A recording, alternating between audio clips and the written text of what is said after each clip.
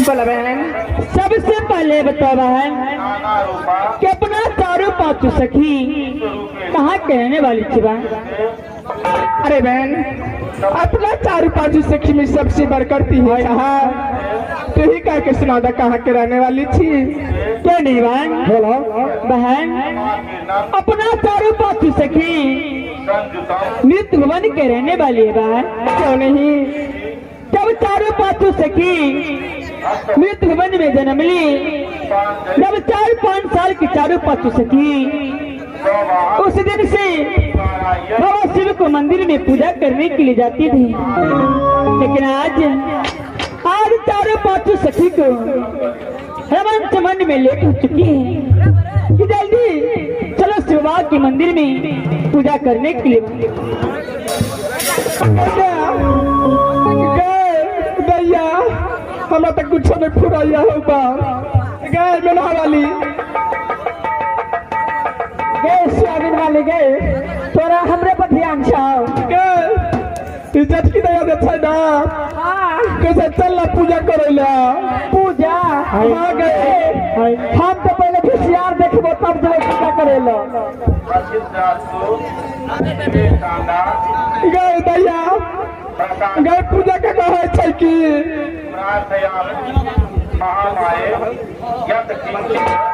Hello hello hello hello तूने मुझे जो पूजा में की है छै गए दैया अगर हम बीती तरह से हम पूछबे करतिया हगे हगे पूजा का के सुंदर घर है सुंदर बर मिले छे गए गए घर तो घर ऐसी तो बहादुरपुर का बड़ा गाछ के धोगे जहलली हगे बैल के तारा गाछ भ गेलिए सोहो ने बुझे छी हगे हगे स्वामीनाथ बुझे छी स्वामीनाथ गए में अगर स्वामीनाथ के लिए बुझे है अगर खोपा में न चेकात में जाते थे हाँ अरे बहन स्वामीनाथ जानते हो यानी कि पिया जानते हो पिया हाँ हाँ पिया में अगर पिया के नहीं बुझेगा अगर सेनूर रखे वाला किया नहीं बहन पिया नहीं जानते हो नहीं गए हगे पिया ने बुझे गिरिया बुझे छी ना दैया हम कुछ नहीं बुझे छिए हगे बुझ गेलियो हगे तोरे जगह बेटी छले बुझली तो की कहे छै हगे लाल साड़ी टांगल है आ साल मन लागल है दैया कह छै कि अगर चुप गए पत्नी पातर चूरा अते पत्नी के नहरा कतक चूरा हगे हगे तोरे जगह कथी नहीं छी बिया फरल छी आ सब बिया झड़ के छुच्छे फरल छी गए कहते कि अगर बैठल छी बोरा पर आई मन दे कैमरा वाला छोरा पर ए दैया तोरे जका कहे कि गए लट चोरी लटामक दाना बाप के घर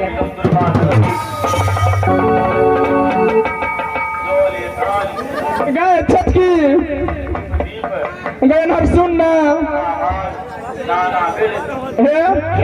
छटकी डर लजा है बुझली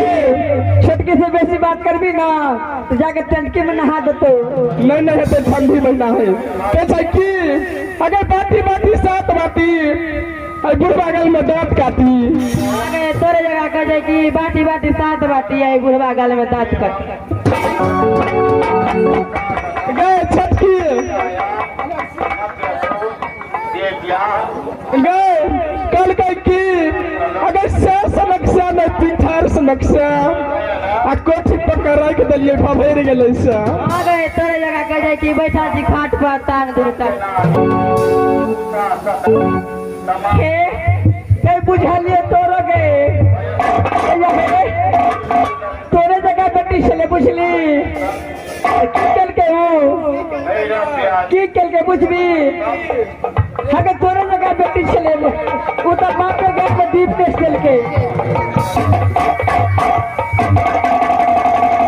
अरे बहन हाँ बहन अपने से चालू सखी के आज बहुत लेट हो चुके हैं कि यहाँ से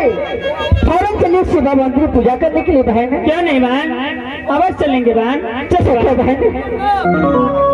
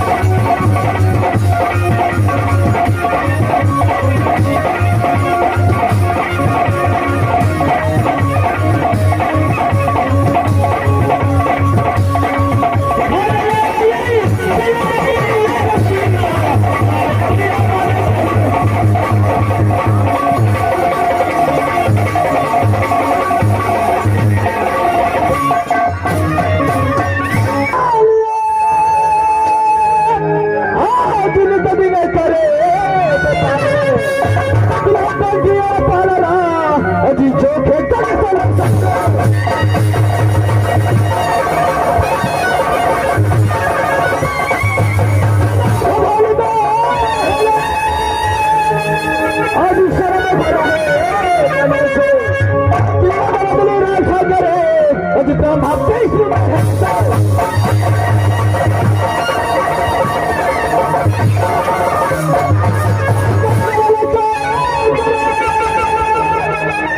कलशी करे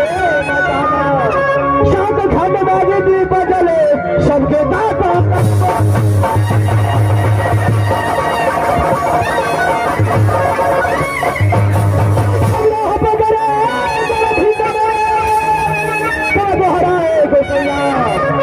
सभा में चीर भाग्य द्रौपदी लाल जी रखो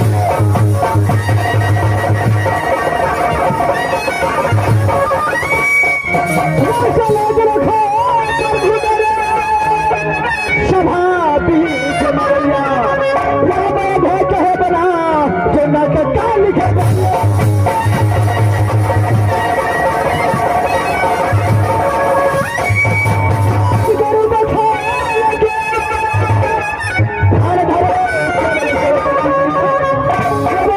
तुम्हारे है माँ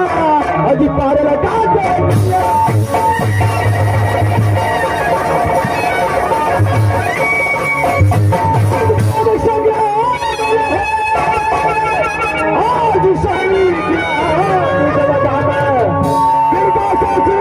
पुत्र है अजी जलहरू दल बराबर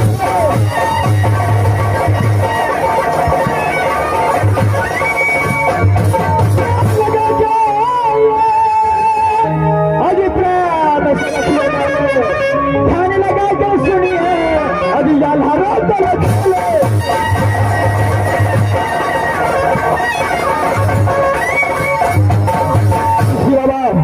भगवान ने दर्शाए हुए हैं कि जो बोलकर अचरल चिन्हा माता पिता गुरुदेव बलिधा। उसी तरीके से सब हमारे बाल कलाकार हैं और बाल कलाकार से कोई गलती भी हो जाए तो अपने बच्चे समझकर क्षमा कर देंगे कि खेल को ध्यान दीजिएगा। खुले कहना चाहते हैं माता बहनों आज की रात हमारे कंपनी जमानर जी के द्वारा छोटा सा खंड आला रुदल को दिखाने जा रहे हैं जिस खंड का बल है रुदल का कुश्ती और सत्युग और कलयुग का टकसाल युद्ध। रुदल का कुश्ती और सत्युग और कलयुग का टकसाल युद्ध आप लोग के सामने करते हैं और ये खेल बहुत अच्छा है और शांतिपूर्वक से ये खेल को देखें। भगवती जी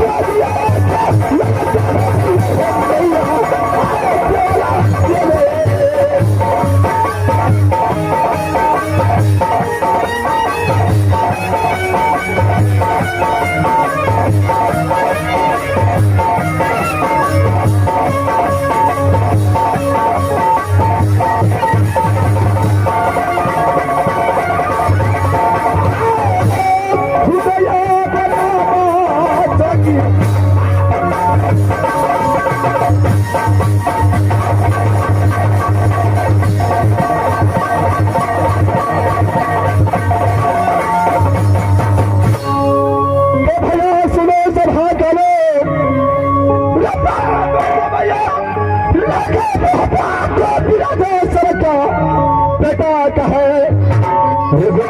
खलौना मैया देवला की आंखों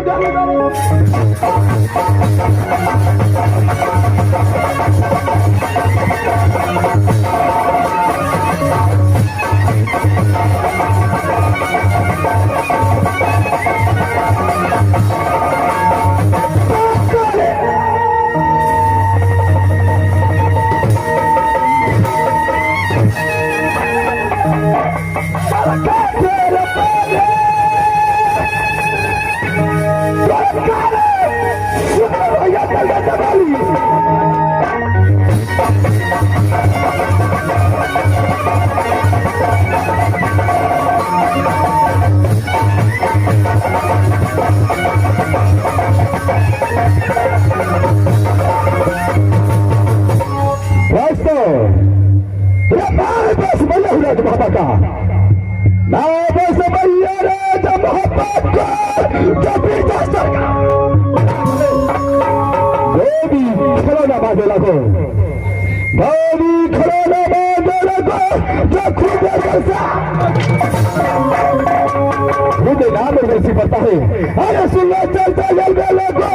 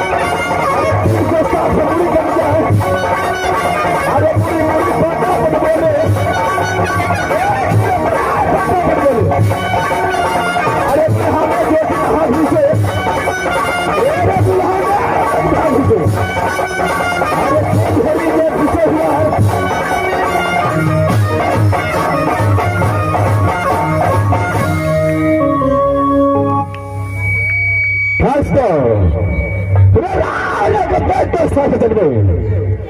राजा का बेटा सर है जल में जो बटिया चला अन्न करे झगड़ा पैसा खोजे, अन्न करे झगड़ा पैसा खोजे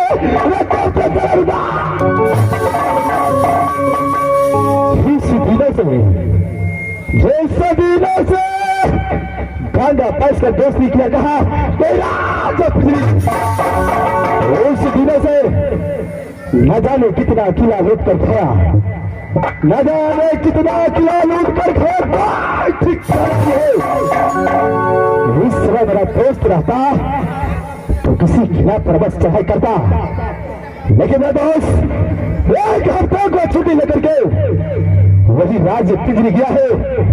लेकिन एक हफ्ता कौन बतलाता है, एक हफ्ता कौन बतलाता है, 2 हफ्ता। लेकिन दास अभी तक लौट करके नहीं आया है। ऐसा है मैं अपने दास को ढूंढ लगाता हूं, अगर मेरा राज मेरे देश के काने तक पहुंच गया तो भावना लगता मोहब्बत।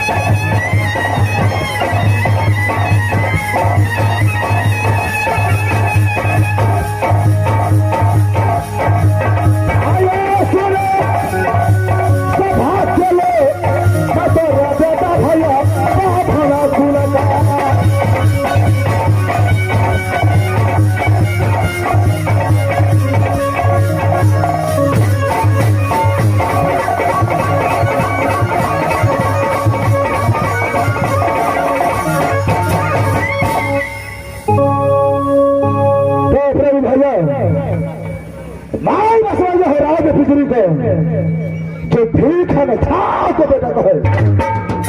गोदी खेले ना मां शकुंतला को तो खुद आके बड़ा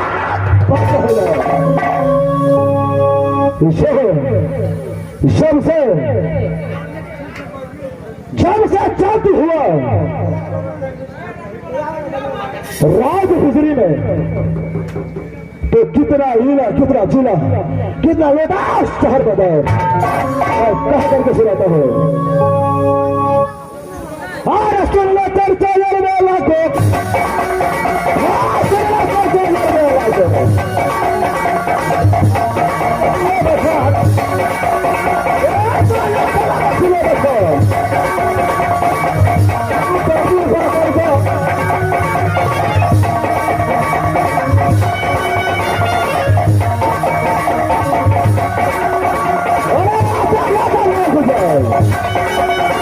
अरे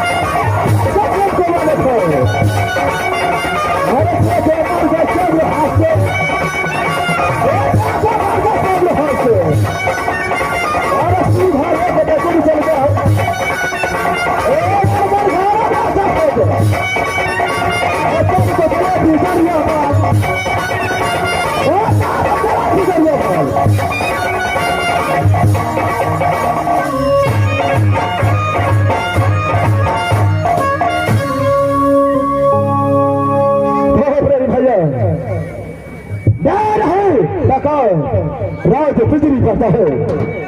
जो भीख में था को पता है गादी खिलाना हो मां शकुंतला को तो खुद देना पड़ा होता है लेकिन बहुत बचपन में गंगा चाय में मोहब्बा वाले रुदल के साथ में दोस्ती हुआ उस दिन से जब लास्ट में न शाम जब भी मेरे दोस्त को कोई जरूरत पड़ता है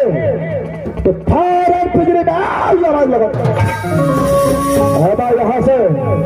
मेरा दोस्त चोरी चोरी का आवाज लगाता है लेकिन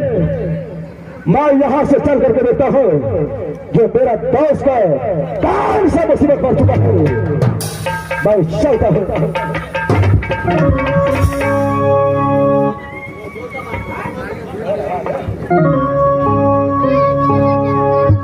जैसे हो निकला जगाला बच्चे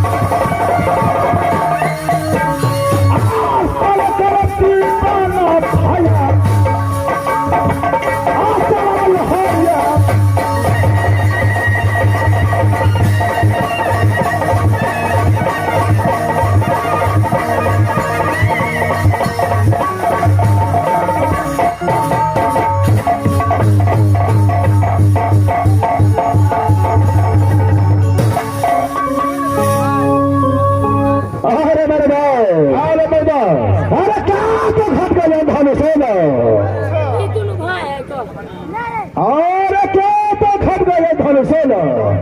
क्या तो घटा खजानत और क्या तो कीर्ति हुआ दोही में जो रूठ लगाया अरे मेरे बॉस ना तो घटा है ये धनुषेला ना तो घटा है ये धनुषेला ना तो घटा ना तो कीर्ति हुआ दोही में ना तो कीमती हुआ है डोरी में जरूर बुला पिजरा अरे क्या तो चरवा चोरी की है कहाँ तो गुंडा बात बनाए आला बता दो भापा तुझको जो मुखरा था अरे मेरे बड़ी मैं क्या दसवा को छठी मरगे दसवा को छतरे को दलसा कि नकी मैया बाधू चल गए कि नकी मैया बाधू चल गए क्या दसवीं को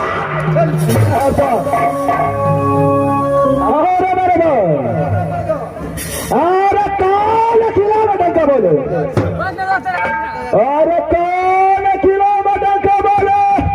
तो किससे जल्दा उठे सीधे कौन किराए में सुंदर कन्या जल में